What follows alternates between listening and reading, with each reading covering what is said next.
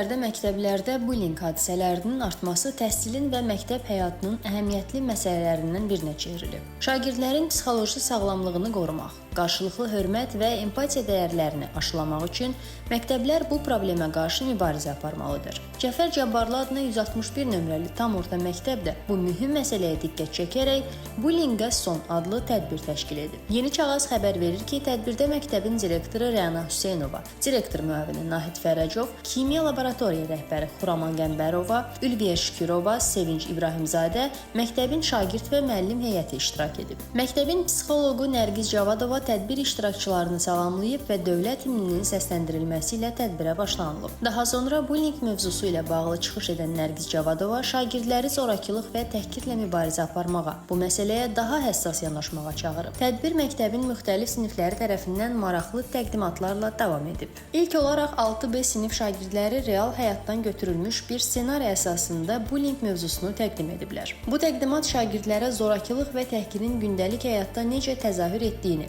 və onlarla necə mübarizə aparılacağını anlamağa kömək edir. Ardınca 7C sinif şagirdləri flash mob nümayiş etdiriblər. Bu rəqs nümayişi bullyingə qarşı kollektiv mübarizəni daha rəngarəng və aktiv şəkildə göstərməyi hədəfləyib, eləcə də şagirdlərin birgə fəaliyyətinin gücünü vurğulayıb. 5B sinif şagirdləri isə bullyingi şagirdlərin gözü ilə səhnələşdiriblər. Bu təqdimat zorakılığın şagirdlər üzərindəki təsirini və onların belə vəziyyətlərdə necə hiss etdiklərini göstərib. Həmçinin tədbirdə 9B sinif şagirdləri müəllim bullyingini canlandırıblar. Bu təqdimat müəllimlərin şagirdlərə göstərdiyi nümunələrin əhəmiyyətini vurğulayıb. Müəllimlər yalnız dərs deməklə kifayətlənməməli, həm də şagirdlərin şəxsi inkişafında düzgün nümunə göstərməlidir. Bu canlandırma məktəbdə qarşılıqlı hörmətin və anlayışın təşviqinə töhfə verib. Daha sonra 6A sinifinin şagirdləri başlamadan son qoymayaq adlı flash mobu təqdim ediblər. Bu təqdimat isə zorakılıq və təhqirin qarşısını almağın nə qədər vacib olduğunu, həmçinin müsbət davranışların təşviq edilməsinin əhəmiyyətini bir daha xatırladıb. Tədbirin sonunda musiqi müəllimi Əsmər xanım və 8B sinifinin şagirdləri tərəfindən hazırlanan videoçarx nümayiş etdirilib. Videoçarxda şagirdlər zorakılığa qarşı sülh və dostluq mesajları verərək cəmiyyətə müsbət bir nümunə almağa çalışıblar. Məktəbin müəllimi Samirə Abdullayeva isə 3C sinif şagirdləri ilə birgə